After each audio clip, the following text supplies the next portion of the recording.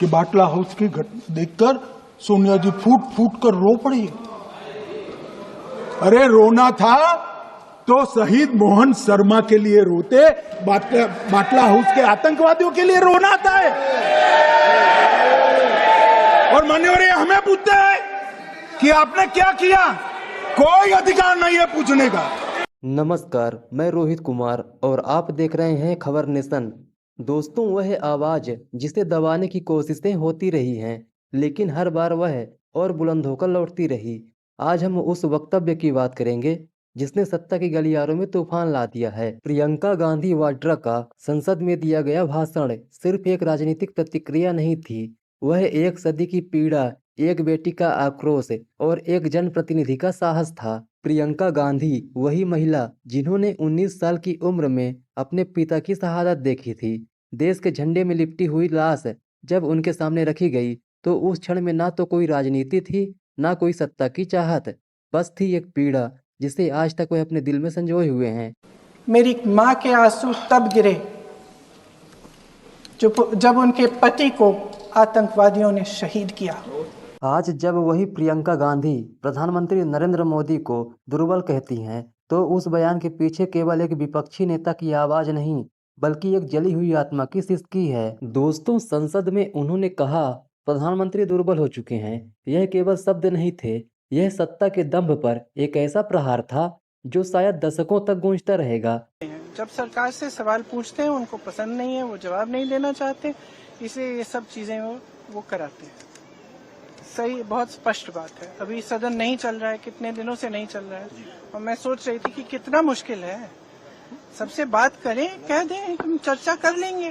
कितना मुश्किल है सदन को चलाना। क्या इतने दुर्बल हो गए कि इनसे सदन ही नहीं चल रहा है अब, कि रोज हमको ये करना पड़ रहा है क्योंकि एक बात पे चर्चा नहीं करना चाहते। क्यों नहीं कर सकते चर्चा?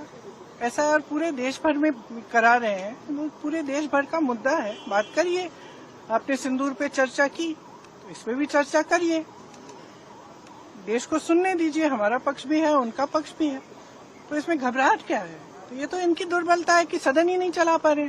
अरे वही प्रधानमंत्री जिनके सामने उनके सांसद बोलने से डरते हैं, जिनकी आलोचना करना कोर्ट कचहरी का निमंत्रण बन जाता है, उन्हीं को सार्वजनिक रूप से दुर्बल कहा गया। सवाल यह नहीं कि प्रियंका गांधी ने क्या कहा, सवाल यह है कि उनके कहने से सत्ता इतना घबरा क्यों गई, क्यों संसद में एक सन्नाटा पसर गया, क्यों सत्ता पक्ष के चेहरों पर हड़बड़ाहट दिखने लगी, क्योंकि यह हमला शब्दों का नहीं था, यह हमला आत्मा पर था। अध्यक्ष महोदय, मैंने कहा कि देश का नेतृत्व सिर्फ उपलब्धियों का श्रेय लेने से मजबूत नहीं होता।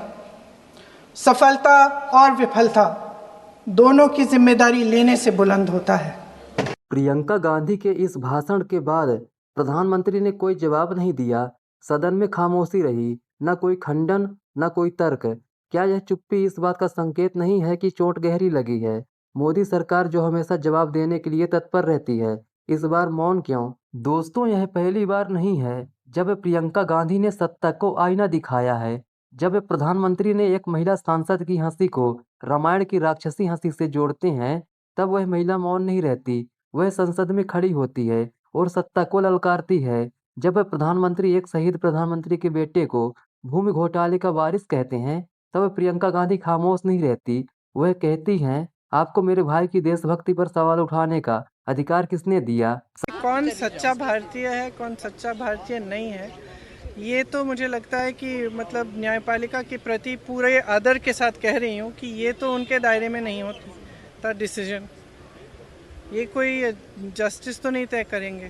संसद अब केवल विधायी प्रक्रिया का मंच नहीं रह गया है, यह अब संघर्ष का अखाड़ा बन चुका है, जहां एक तरफ सत्ता का अहंकार है तो दूसरी ओर सवाल पूछने वाले कुछ साहसी लोग हैं। आज प्रियंका गांधी उन्हीं लोगों में सबसे आगे खड़ी है। वह न केवल सवाल पूछती हैं, बल्कि सत्ता की नींव हिला देती हैं। दोस्तों, आप सोचिए, एक महिला जो कभी सत्ता का हिस्सा नहीं रही, जिसने कभी प्रधानमंत्री बनने का दावा नहीं किया, अब वह संसद में खड़ी होकर प्रधानमंत्री को कमजोर कहती है, तो उसका मतलब सिर्फ एक राजनीतिक हमला नहीं होता, यह एक चेतावनी होती है कि अब यह देश सवाल पूछेगा, जवाब मांगेगा। उधर राहुल गांधी, एक और नेता जो झारखंड की अदालत में खड़े हैं।